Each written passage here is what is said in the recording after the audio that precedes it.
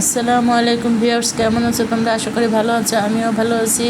এই যে কিছু বাজার করে নিয়ে এসেছি, তা তোমাদের সাথে প্রতিদিনের মতনই শেয়ার করি। আমি যাই করি তা তোমাদের সাথে শেয়ার করি। এখানে 4 কেজি মতো পোলট্রি মুরগি নিয়ে এসেছি। এটা আর কি আমি এই যে সব পরিষ্কার করে ধুয়ে রেখেছি, পরে আমি একটু গরম পানিতে পরিষ্কার করে নিব।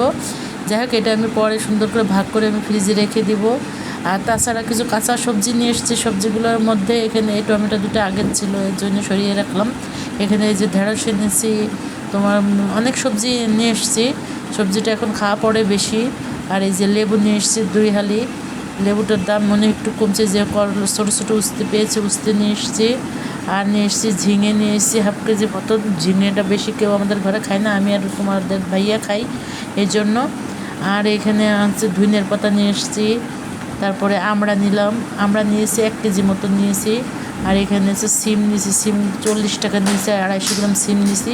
একটা পেঁপে নিয়েছি। আর এখানে হচ্ছে তোমার এই যে কি নিয়েছি, এটা পটল নিয়ে এসেছি।